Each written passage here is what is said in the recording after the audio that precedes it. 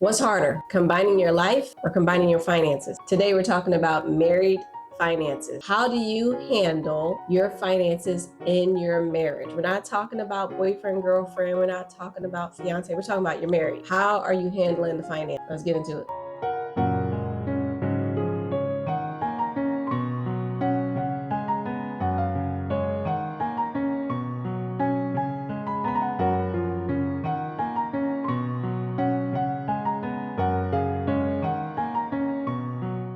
Welcome back to the next episode of Team Whitaker. I'm Barbara Whitaker. I'm Huey Whitaker. Today we're going to be talking about the money and marriage, co-mingling or co-conspirators.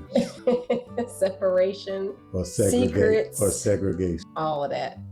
So let's talk about what we did first. Let's explain how we do our finance. Go ahead. Well, we combine everything. I mean, we got together and we're like, we in this.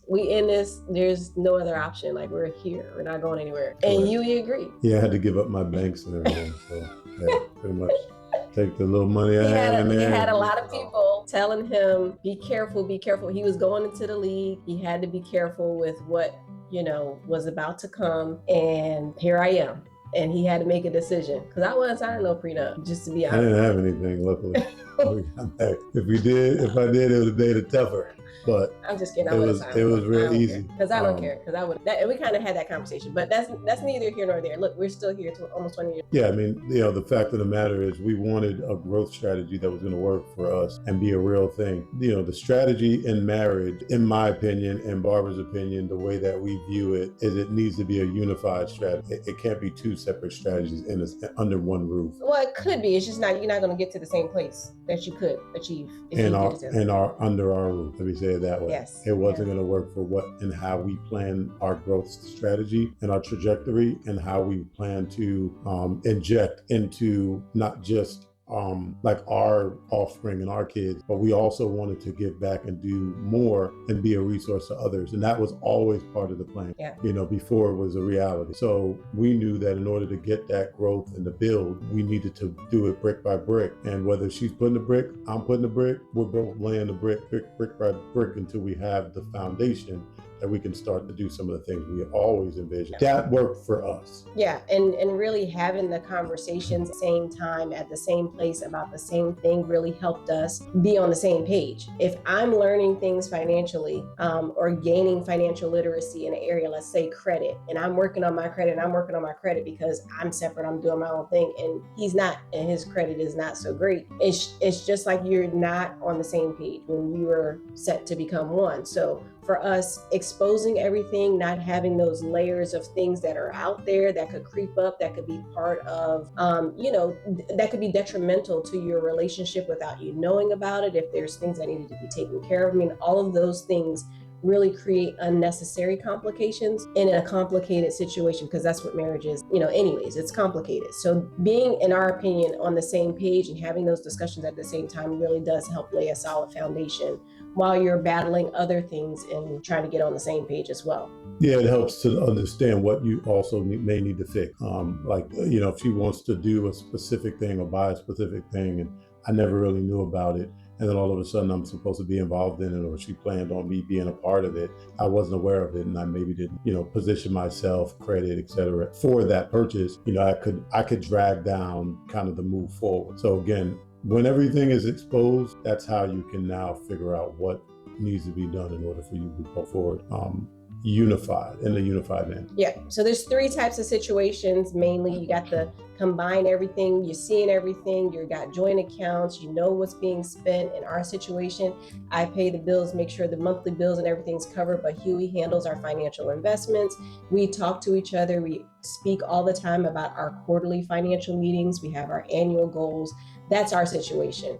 But there's also the separate financial situation. We had dinner with friends over the weekend. We were having the same conversation, and that's what they do, and it works for them. And we were having that good conversation back and forth, and we were talking about the complications that we just see. Like we can't see it, we can't understand it because it's not our situation. That's correct. It doesn't mean that important. It's wrong. It just means you need to identify what works for you and create the rules and boundaries. Yeah, but that's important because maybe someone doesn't see it our way as well. Right. And so We don't knock anybody's situation or what you do and what Correct. works for you, right? We just know what works for us. And we also see benefits, or I would say we've seen direct benefit in recommending that people have kind of that unified strategy. Less for exposure of the thing, but sometimes you need to expose something in order to fix it. Right. But it's more for just collaborating on that strategy in a household, because again, it's just things get lost when there's two different sides. You always hear there's three sides to a story.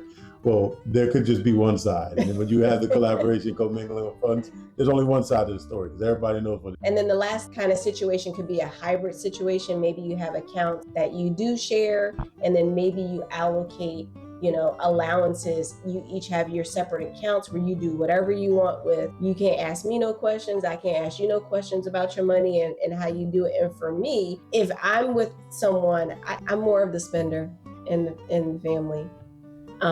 Huey is more of a saver, and we don't go crazy or anything, or I don't go crazy. I don't think.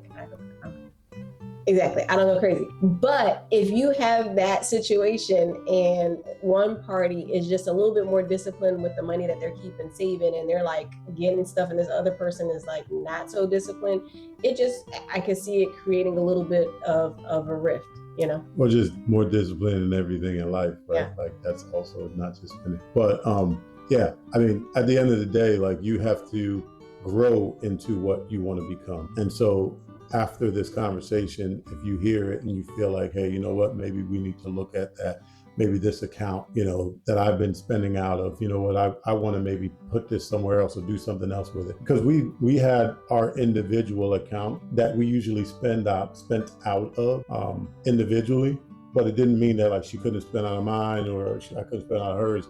But then it just became like we have our operating account that we just spend out of, right? And that worked better for us. But we like to know and keep track of everything just so that we can be efficient. We believe in efficiency and stewardship. Yes, all of the above. Yeah. So let's really quickly, before we head out, let's talk about some tips in having the very tough and difficult money conversation with your partner, because money is one of the biggest issues and reasons for divorce, right? So you could do something similar like what we do, which is quarterly, we make sure we're reviewing everything. We look at everything from A to Z. And sometimes because I'm the one paying the bills, he was like, oh, I thought X and Y, Z would be there. And I'm like, babe, like you told me to do X, Y, Z, and we did this here, and this is why. Let me show you, and then we can go look at it together. Or I will say to him, oh, I thought it was X, Y, Z in this stock account, and he was like, no, babe, we did X, Y, Z. So it really helps get us on the same page. So because when you're not looking at something on a regular basis, you really lose track. So those quarterly meetings help, and communication is important. So I think another tip is creating a pattern of your goal setting together, collaborating on goal setting, and not just having individual goals set in secret. You can have individual goals, but not as your partner needs to know so that they can support you in whatever that is. Yeah. And last, I would say that it's very important to tag along with what Huey said, to understand the vision of the family. You want to make sure your goals are aligning with the long-term, short-term visions of the family, because that really should dictate what's happening with the finances on a day-to-day basis. Battery. Yes, battery's about to go. We gotta go. So that's all for today. You got anything else? No. Until next time, start strong, grow bold, be fruitful. Hey, and make sure you guys comment. Let us know what you're doing and join in on the community. See you next time.